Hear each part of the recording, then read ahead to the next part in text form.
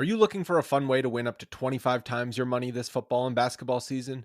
Test your skills on Prize Picks, the most exciting way to play daily fantasy sports. Just select 2 or more players, pick more or less on their projections for a wide variety of stats, and place your entry. It's as easy as that. If you have the skills, you can turn $10 into $250 with just a few taps. Easy gameplay, quick withdrawals, and injury insurance on your picks are what makes Prize Picks the #1 daily fantasy sports app. Ready to test your skills? Join the Prize Picks community of more than 7 million players who have already signed up. Right now, Prize Picks will match your first deposit up to $100. Just visit prizepicks.com/bluewire and use code BLUEWIRE. That's code BLUEWIRE at prizepicks.com/bluewire for a first deposit match of up to $100. Prize Picks, daily fantasy sports made easy. Support for this podcast comes from Frito-Lay and the 2023 Snack Bracket Championship. The Frito-Lay Snack Challenge is underway, and fans are voting on their favorite snacks to crown champion. We're talking about prime-time matchups between the best 64 snacks in the land. Will Ruffles Ridges reign supreme? Can Doritos defend their dynasty? Or will Smart Food use their smarts for a surprise upset? Only you can decide. Get in on all the action for a chance to win up to $1,000 or a year's worth of snacks. Let your snacks be heard. Just go to fritolaysnacket.sbnation.com to vote and enter for a chance to win. No purchase necessary. Sweepstakes ends April 3rd, 2023. Void where prohibited. Year's worth of snacks awarded in the form of 52 coupons, each good for 1 bag of chips. See official rules at fritolaysnacket.sbnation.com. Hello, friends. Welcome to the Mavs Moneyball Podcast. My name is Kirk Henderson, and I am recording this on Thanksgiving night. It's about 8 o'clock. What you're about to hear is Josh Bowe and I from the 2018 draft night, a few hours after the Mavericks secured Luka Doncic and Jalen Brunson. I've kind of decided to repost this every Thanksgiving for the past couple of years, not only because Josh and I don't really want to work on Thanksgiving, but also because it was a lot of fun. That was one of the coolest moments in my fandom because it was just so amazing that the Mavericks ended up with the guy that I had wanted for well over a year after they had fallen in the draft to 5th. You know, what the Mavericks have done since has been a real roller coaster. It's been mostly fantastic, even though we gripe and complain a lot. But I just like revisiting this moment because it's one of the few times in fandom when everything felt really, really pure. I hope you appreciate it. I hope you like how ridiculous we are. Josh and I are frankly much better at this than we were 4 years ago. But it's still fun to revisit and do these sorts of things. While we're here, I just wanted to thank each and every one of you for downloading and listening, or at least downloading, as Matthew Berry used to say. We're really grateful to have found an audience for what we like doing. You know, Josh and I would probably end up talking about a lot of this stuff anyways, or talking about it to other people on our sites. But for the people who tune in to the podcasts, for the people who tune in to the Spotify Lives, we are extremely grateful for your continued, downloading and listening of our work. It means a great deal. All right. I hope everybody had a nice Thanksgiving. We'll be back Saturday evening with the normal podcast recap and live show after. So we hope everyone had a nice Thanksgiving that's stateside, and for those who are overseas, we appreciate you dealing with us gluttonous Americans. Everybody have a great day.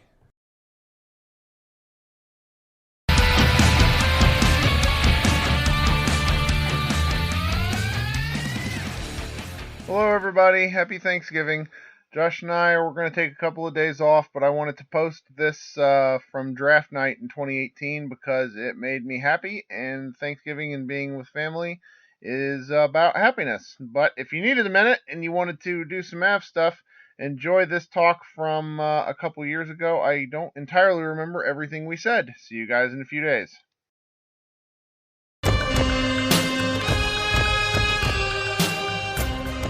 Hi, hello. Welcome to the fucking Mavs Moneyball podcast. This is Josh Bowe, one of the many editors over at MavsMoneyball.com. But who cares about that? Because I am with the one, the only, Mr. Kirk. Kirk, we did it. We did it. Not only did we do it, we willed it, because this was so unlikely as recently as 6 hours before the draft.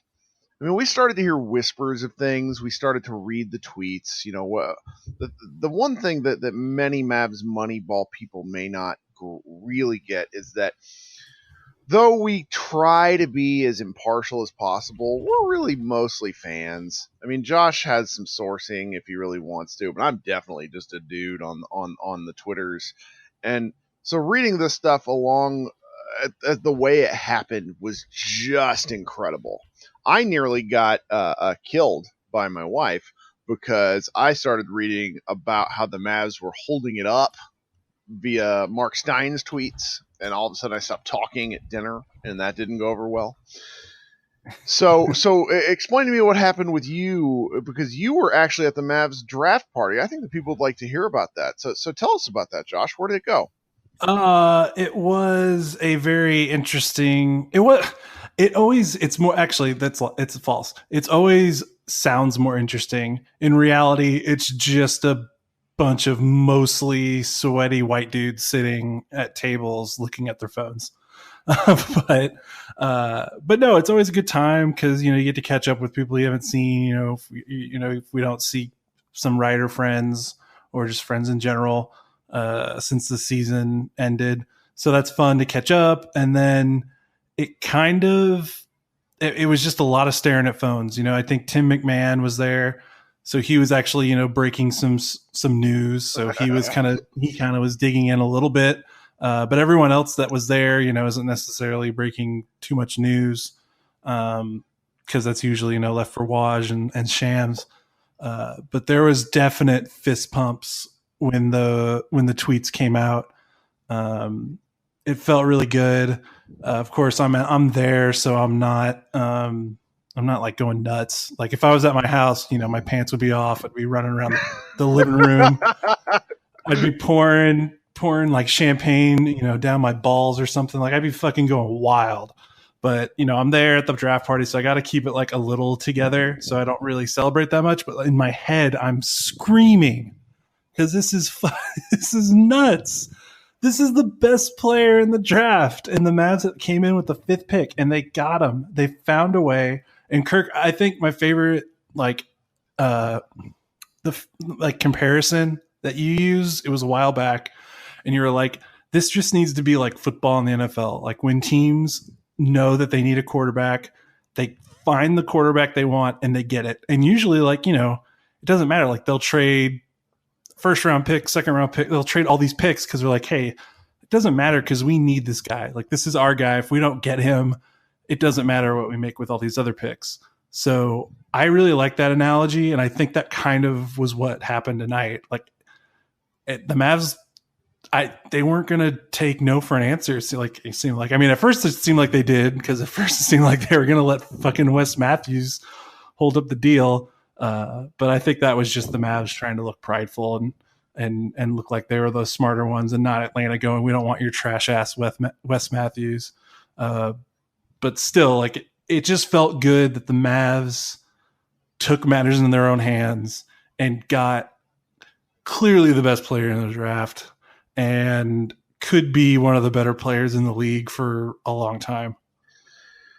It's funny. So we're at about, what pick are we at? So Josh and I are recording just before 11 p.m. Central, and the draft is probably got about maybe 4 picks to go. The Mavericks might have picked by now, and we're just not paying attention because they just recently made a trade for the 54th pick with Philadelphia in exchange for the 56th pick and the 60th pick. Yeah, but, and those fucks didn't take Kevin Hervey. I know. So maybe we'll be able to talk about that as it comes up.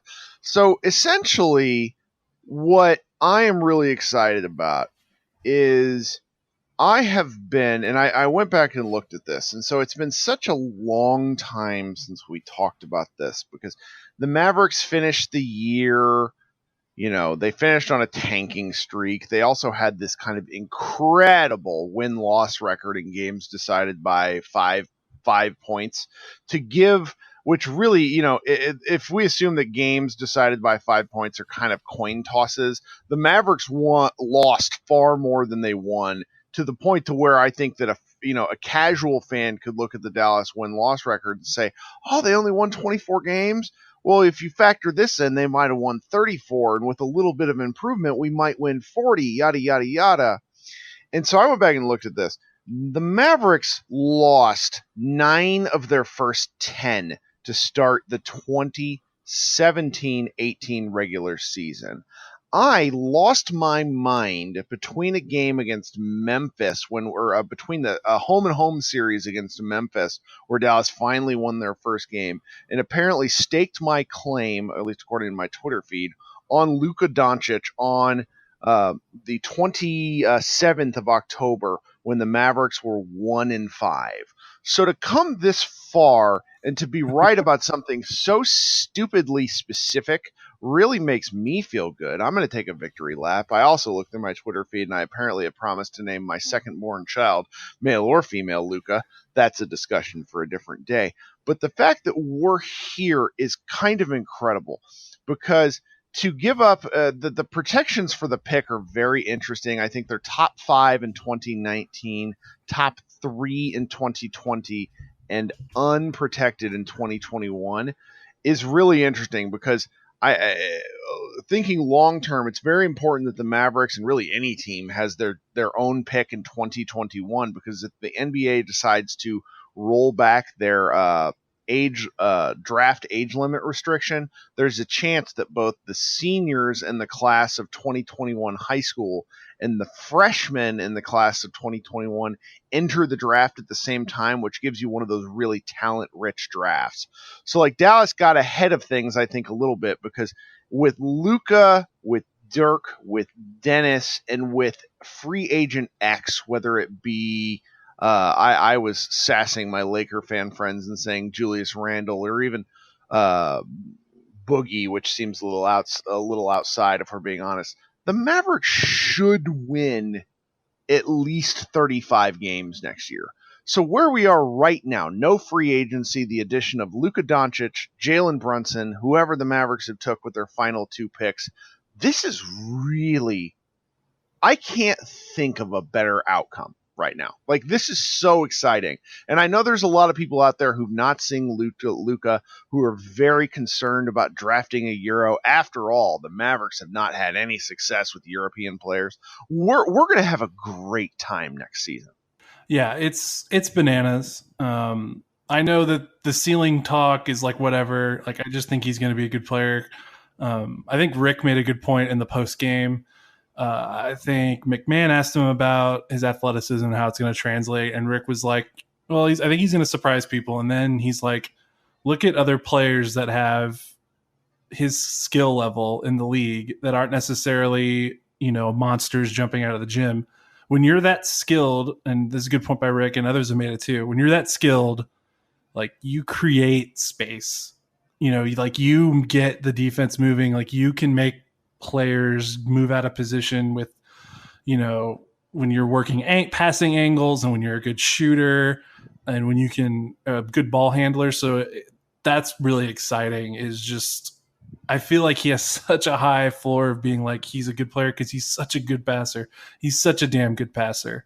And that really, I think, limits like how much of a bust he could be. Like, when you're that good a passer, like, he's bare minimum going to be like an acceptable NBA starter, I feel like. Do you want, before I keep going, do you want the second round news as the Mavs have? Let's talk about that, and then we'll circle back in on the second round kind of later on in the podcast. All right. So all right, we'll talk about second round later. All right. So, like, it's just crazy to me. And, like you said, you've been on it since October. I kind of hopped in with you around then.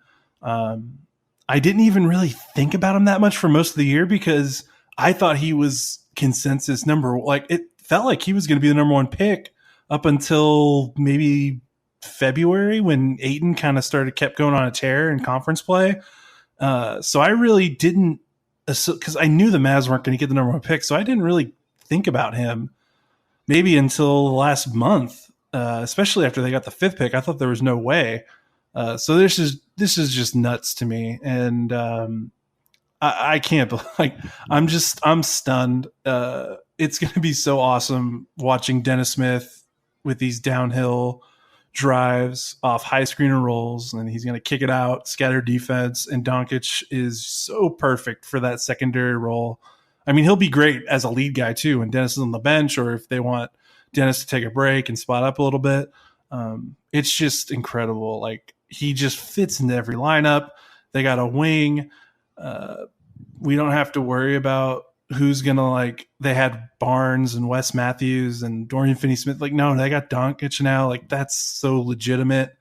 It's just crazy. I know there's a podcast, but I'm just almost speechless about how great this was for Dallas. Absolutely. Because the thing that I kind of keep coming back to is that I have wanted Rick Carlisle to have multi-talented athletes available to him and not these single skilled guys. All right, so what do I mean by that? So I have always been very hard on Dwight Powell. I'm willing to admit, I've said so on Twitter, I've said so on our articles, that more or less I am wrong about Dwight Powell. He has lived up to his contract and more. He's been a valuable piece. However, he is also primarily a single-skilled guy. He's one of the best dive men in the league. You probably remember his statistics off the top of your head. But he's not great on defense. He's not a great rebounder. However, the Mavericks are able to survive because whenever they have him on the floor as the dive man, their offense is just bananas. So what do you do with a guy like Doncic, who has, if you look at his raw stats, his three-point shooting isn't great. I would argue that's primarily because this last season he was the primary guy at 19 for one of the best teams in the second best league in the world. So next year, if he's the third option, which seems reasonable, probably the fourth or fifth option if we're, factoring in depending who's on the floor, he's going to get better looks. He's going, both from outside and then from within inside the lane, because the guy just knows how to play basketball. I think it's going to be one of these things where by around game 25, it becomes clear that while he might not be the quote, the best player on the floor, he's the guy that's drawing the most attention. There's so many opportunities for the Mavericks to be better around the margins that, every game is going to have to be must see, which, for a team that finished with 24 wins sounds stupid, but this guy does incredible things. If you missed the shot in his, I don't even remember what the league title game was, he took a shot after being really terrible. I think he had only scored, single digits to date, but they were only up by 3 with about 2.5 minutes left.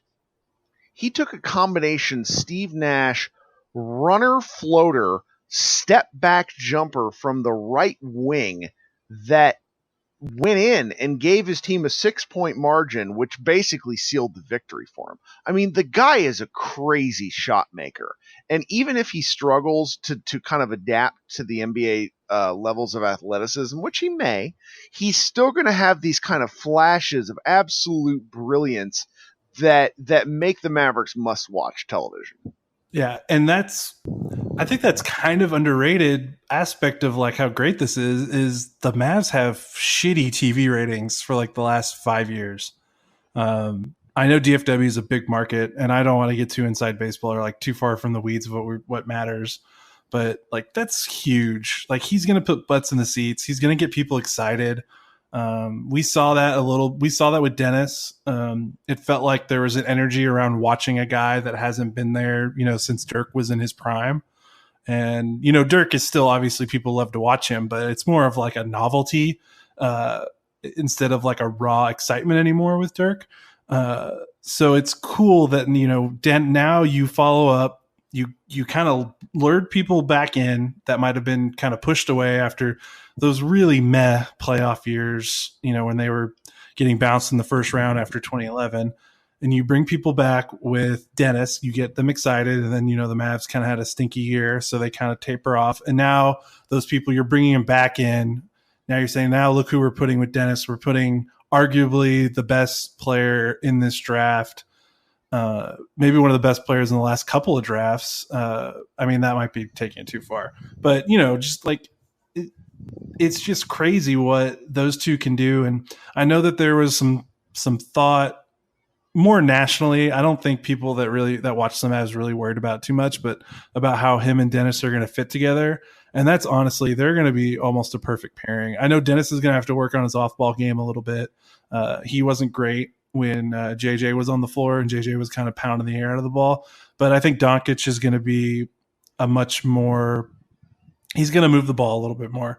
Not that JJ Barea was selfish, just JJ loved running pick and rolls over and over, and he's a good passer, but it's just kind of a different feel. I think Doncic is going to move the ball a little bit more, inspire more ball movement in general. And I think having those guys kind of not necessarily taking turns, but the weight of the offense is on neither of their shoulders. And when they're playing, they can feed off each other. They're both good passers. They're both good drive and kick guys. Doncic has the freaking LeBron James, that pass when he's coming off a screen and then maybe takes like one or two dribbles around the screen and then immediately one-handed fires it to the weak side corner for a 3-point shot that LeBron does all the time. Doncic has that pass, and like just being able to see that ball movement with Rick Carlisle's offense, like Rick has been able to get some like acceptable offensive play from like the most like unlikely sources. Like I know last year's Mavs won 24 games, but they had some good offensive games. They weren't like embarrassing in their games. And that's with Dennis playing with like Devin Harris and JJ Barea. And those were really the only playmakers he played with. Now you're putting him with like the ultimate, young playmaker. That's just crazy to me. And I'm not sure how good Doncic is going to be right away. And like you said, it might, once we're 25 games in, we're going to start to see it.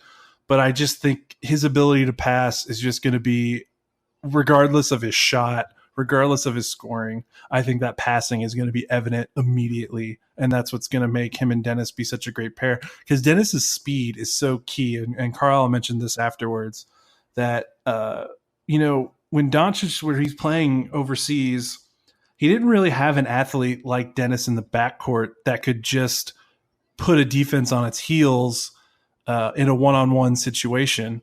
And that's just going to help him so much when he's spotting up, when he's moving off screens off the ball. He's going to be catching the ball against a scattered defense way more than he was when he was playing overseas. So that's really enticing.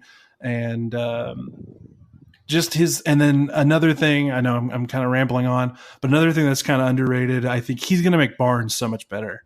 I think it's just fantastic that now, like, we don't have to worry about like, hey, is Barnes going to be a passer? Like that, that narrative that we've hated. I know you've hated too, especially whenever Barnes would get like 3 assists and we'd be like, oh, he's a passer now. Like, we don't have to worry about that anymore. Barnes can kind of just be who he is. He can keep getting better. Like, he's going to work his ass off to try to get better, but he doesn't have to try to be someone he's not and feel pressure to do that anymore, because Doncic is going to take some of that playmaking responsibility away from him, and he can just focus on spotting up, taking advantage of mismatches, things like that, playing, good, versatile defense. So that's kind of what excites me. Like, Kirk, I think one thing I've mentioned to you before, and you've talked about a lot, is like, when I watch these guys, I want to know, like, hey, are these guys going to get played off the floor in a playoff game? And that was like kind of the one nagging thing when we were looking at all these bigs like Bagley and Bamba, even Ayton and Jaren Jackson to a degree, although, maybe those guys not as much, but like, we don't have to worry about that anymore. We don't have to worry about if he fits, or like, oh, it's a wing. It's, bigs aren't in style because it's a wing league. Like, no, we don't have to worry about that shit. We got the best wing in the draft who might be the best player in the draft. And that's just so awesome. Like, it's so refreshing. Well, there's a lot. I mean, you hit on so many points that I know. I'm sorry. I freaking Johnny Fived that through that shit. It's it's absolutely perfect. So let's talk about the X factor, which hasn't been mentioned near enough. one of the things that I believe allowed for Dennis Smith to have a very successful rookie season, no matter, I don't want to talk about long-term upside with him or anything else like that. Dennis had a successful rookie season in small part because of the gravity of Dirk Nowitzki. And Dirk, who we have since learned at the end of the season, he has had kind of a lingering ankle issue, which, I'm really interested to see his mobility next year. That's neither here nor there. But what do opposing teams do, at least on offense, if you have two really good initiators in Dennis Smith and Luka Doncic, two very good shot makers in Dirk Nowitzki and Harrison Barnes, and then whoever they decide to play at center, or if they decide to go small and then throw out a Wesley Matthews. There is really so many fun offensive options next year. And really, Dirk is kind of is almost like an AP course in terms of allowing NBA level talent to learn on the fly, because he's not always going to be there. But what he does is he allows for these guys to have 6 inches of space here and there that give them the opportunity to succeed. So what happens when you pair these two together is just going to be so interesting. And, let's just play devil's advocate and say that neither player is great off the ball. I don't really recall at the moment how true that is of Doncic, but let's say it is true of Dennis.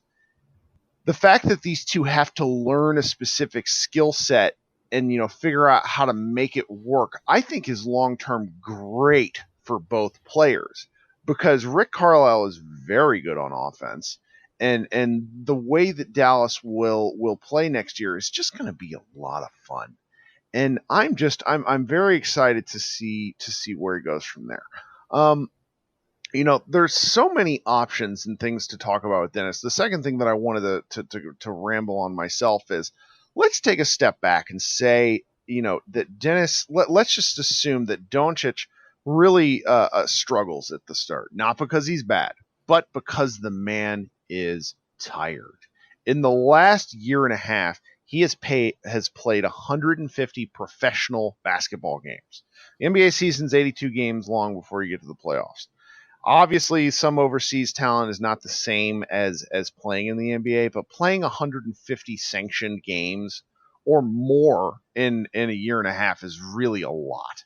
So I expect, this summer to be very big for Doncic in terms of how he gets his body into shape, because there's been, a little bit of whispering about the fact that he likes some kind of questionable restaurants, which, like, who gives a shit about that? Like, he's 19 years old. I'm 34 years old, and I love Taco Bell. Sue me. So, if it takes him a little while to get into a little bit of a nutritional program and get into a weight program, he looks like this now. I can't imagine what he's going to be like if he's given the opportunity to play in an NBA system. So let's just anybody who's a little bit concerned, and there's probably a fair number of you out there because you've not seen tape about the man, just give him 60 games. Give him to the last quarter of the season. And if you're not sold by then you can tell me to go away. But I'm really convinced that Doncic's floor is so high with a team filled with smart basketball players. I know some of you out there might have wanted Mo Bamba, and Josh, I think you should talk about that a little bit. But this guy is gonna be something.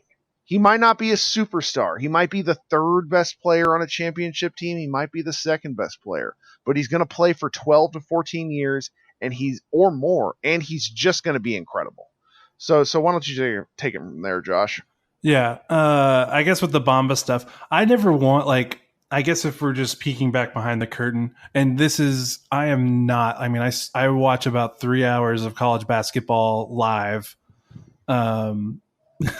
during college basketball season. So this probably means bullshit, but my personal top 5 going into this, which is really all I paid too much attention to, because we've got much, much better people to pay attention to all the players that come after that. It was Doncic, it was Jackson, Ayton, then Bamba, then Bagley.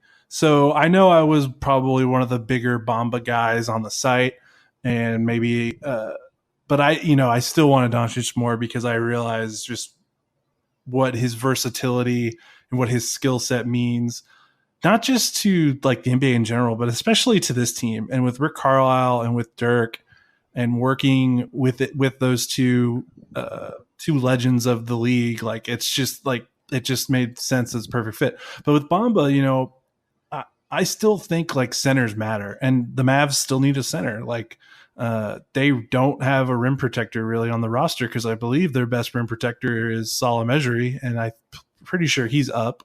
Nerlens Noel, as I like to say, is in the phantom zone, so we don't pay attention to him anymore.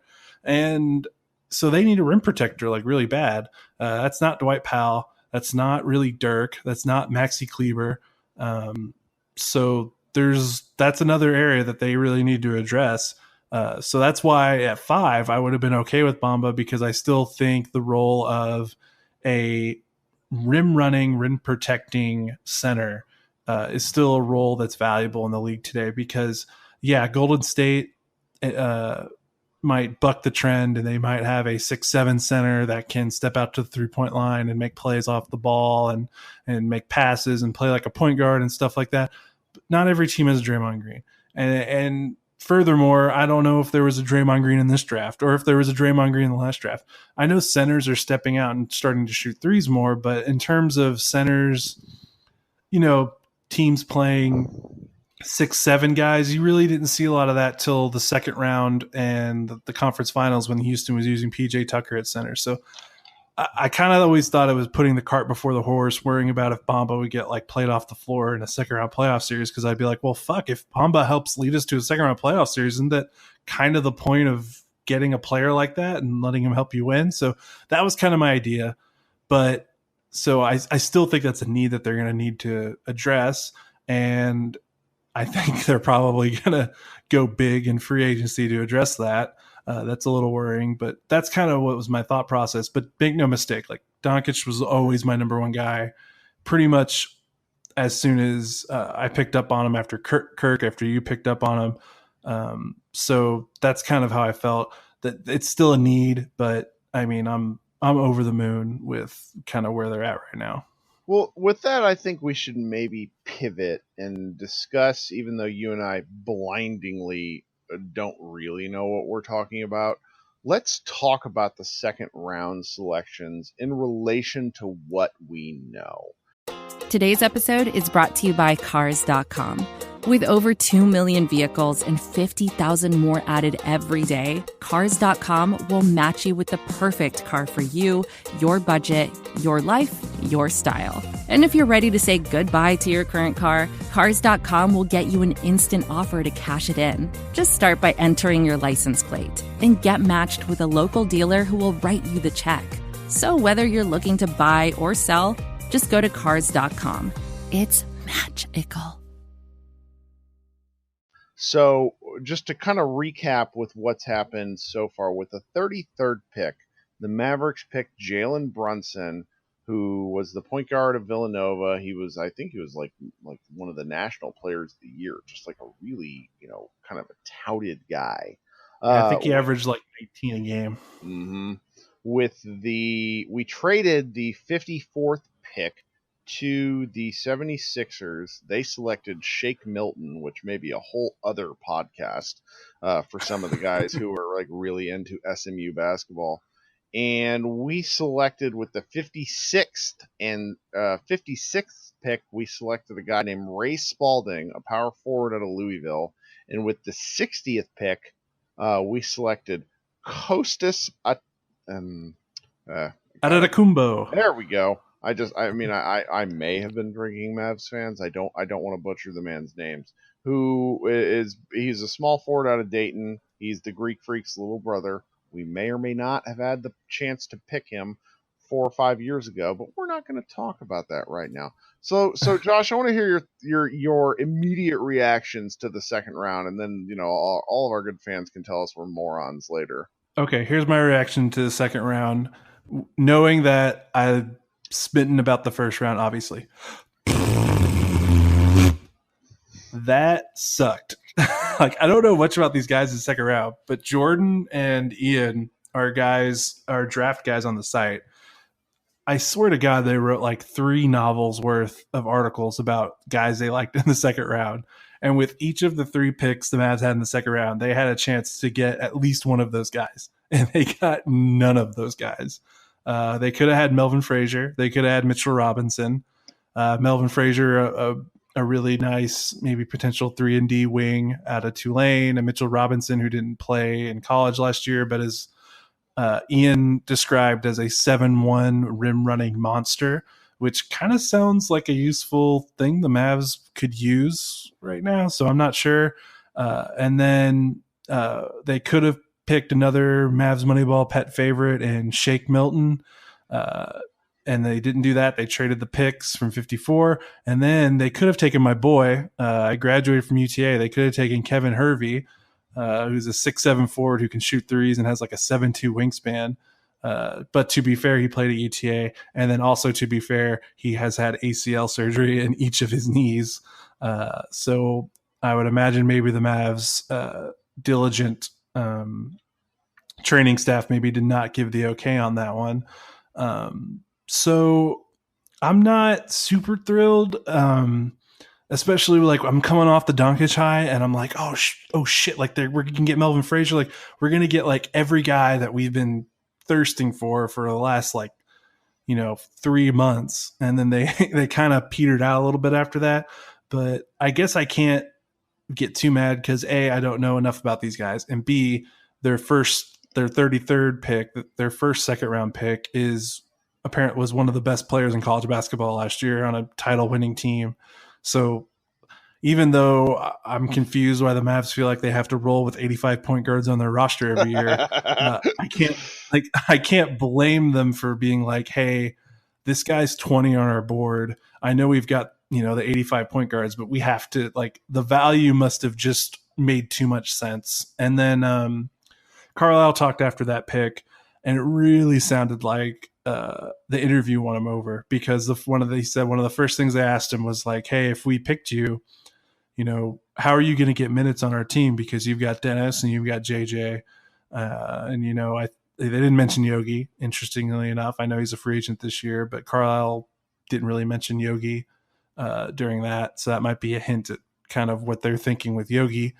And apparently Brunson's answer was like, well, I'm going to push Dennis as hard as I can to get minutes on the floor. And I'm going to try to not only make myself better, but, make Dennis better. And if he's slacking, I want to take advantage and because I'm always going to bring it and stuff like that. And, no really hokey kind of coachy speak kind of stuff that you see in movies and generic quotes after games. But it was pretty clear from Carl, like that really swung them. I think the interview, they really like the head he has on his shoulders. So I think that combined with the fact that while they do have backup point guards, one of them is JJ Barea, who's not going to be around for much longer. And the other one is a free agent this year. So maybe that was the thought process I can kind of get behind. So that's kind of where I was. And then the last 2 picks, I was just kind of being a homer with Kevin Hervey. I wanted him to be one of them. But I mean, they're the 56th and the 60th pick. I can't get too bad at what they did there. Yeah, it's funny. So Yeah. let's start with Jalen Brunson. I don't know how to feel, but any player that gives Rick Carlisle the opportunity to run a 5-guard lineup, I suppose I have to support. What my immediate thought about the Dallas Mavericks draft is that the Summer League team is going to be lit. Holy hell, yes. I mean, let's just assume that Luka Doncic probably plays 2 games. If we look, just because the man's played 1 million hours of basketball, I don't really want him to be in Vegas just because he seems to like to have a good time, and that's a city where one can have a good time. Let's just, the next 3 players then are basically Jalen Brunson and then, a pair of, it's not like they're overseas players who are getting stashed. So you're getting Kostas, and then you're getting Ray Spalding. And so these 3 guys in Summer League with paired probably, and this is me speaking entirely out of my rear end, somebody like Dorian Finney-Smith, who has just been looking to work on his shot, and then maybe even somebody like Kyle Collinsworth, who the Mavs signed him to the rest of the year, but he's like one of these intangible glue guys who seems to be able to do everything but make a basket. And the Mavericks Summer League team is just gonna be fun. I mean, we'll have a post at some point tomorrow about unrestricted free agents and or Summer League guys that the Mavericks need to pursue on MavsMoneyball.com. But there's just an incredible amount of, 8 to 15 in terms of guys on your NBA roster bench talent that the Mavericks really could, plug holes with. Like I don't want to call it an exciting time to be a Mavs fan because that seems a little hyperbolic. But if you're one of the hardcore basketball few who will watch a team as they are really struggling, you're going to get in on guys who are going to matter in the NBA in 2021 and 2022. Like, this is it's a lot of fun. And I don't want to say it's all that rewarding, because let's say the Mavericks top out at 37 wins next year, but they're building towards something. And, we felt like this when they selected Dennis Smith last year during the draft. And I feel like it again following this draft, that the Mavericks know what they're doing. I'm going to try to stop being a whiner on Twitter, because these guys are professionals. I should stop, second guessing, but we're fans. And after tonight's draft, even though I know you don't like the specifics of the second round, with their building blocks alone, they have something, and it's something that they can market around, and that we can try to bring the more casual Mavs fans back into the fold about. Right. And it's crazy how a lot of this, I know, the second round picks are nice. 3 second round picks is pretty nice for this team. And especially they seem to be all second round picks that, even if we don't agree, there were no Satnam Singhs or Bernard James type picks. It seems like some of these guys can at least play a little bit. Maybe not all of them will be on the roster, but they can at least play a little bit. But it's crazy how much Doncic really swings this. Like, if this were the same second round, but instead of Doncic, they got Bamba, like what would our tone, our tone would be completely different. We'd probably be like, all right, well, yeah, we could see this. And, I like Bamba. And like I said, we need a rim runner. We need a shot blocker. But man, they really need some playmaking. Man, they don't really have any wings. And man, what are they going to do with Harrison Barnes in 2 years? Because, he's really it for wings. Like, what are they, what's happening? There would have been still a lot of questions. And I feel like so many questions got at least partially answered tonight. And that makes me excited. Like, the fact that we don't have to worry about Harrison Barnes becoming a number one option playmaker anymore is just so refreshing, because it really was hard to talk about Harrison Barnes, because I think everyone on the site and everyone on Mavs Tour, I think we all love the guy just as a guy. He is just a good dude, and he is great in the locker room, and he's even better for the community. Just a great example of a guy to have on your team to show young guys what they need to aspire to, and then just to help a community that, needs it. But man, it was just so hard to talk about him as a player if we're assuming he is their primary wing and he is their trying to make him into a playmaker. And in 2 years, his contract's up, and that's dangerously close to Dennis's extension. And if they had Bamba, even if Bamba turned into the player that I imagine him to be, I'm not even talking about like 3-point shooting, just being a great defender and a great rim runner, that still doesn't really answer the question. It doesn't really take any pressure off Barnes, so to speak. If anything, it still puts more pressure on Barnes to alleviate some of that, playmaking pressure off of Dennis. And, that's just really nice. Like, that's just really nice. It just solves a lot of problems. It answers a lot of questions. It makes us not have to ask some difficult questions that can screw up team building. And there's always it felt like there was going to be a really big inflection point with Barnes when he's up in 2 years, and now it's still going to be a big deal. They need to make that the right decision there, but now with Doncic in fold, it doesn't feel like as big of a deal, and it feels like there's a foundation here where they can go in any direction now. They can get a 5, they can get a rim running 5 now, and we don't have to worry about the playmaking, or they can shore up and get some more wings behind Doncic. If they don't think Dorian Finney-Smith is the bench guy that they want, they can kind of go in any direction they want because Doncic is just so damn versatile. He can pretty much play with anyone.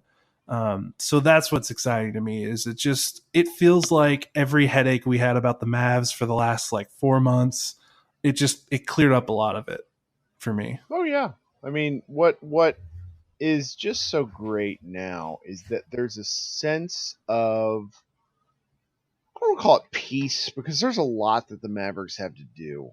I believe Rick Carlisle referred to him as Luka Doncic as a foundational piece this evening. And when you have that foundation, everything else kind of happens from there. I am largely a person who worries about free agency just because the Mavericks have not been very good at it. And right now I'm at the point to where they could sign anyone from a Boogie Cousins to attempting to sign Julius Randle to even, just signing someone who fills the gap. I can't even think of any, kind of random free agent centers at the moment. I don't care. What about Derek Favors, your boy? Derek Favors. Ooh, yeah, let's not talk about that. There's just a lot of options, and it's so nice to not have to wonder about all these pieces. And so, we're going to have a lot to say in the coming weeks. So it's June 22nd. Training camp, I would guess, starts in mid-August, because the NBA season, though we're all used to it starting in November, actually starts mid-October. We're going to have a lot to say in the coming weeks. There's going to be a ton of summer league content.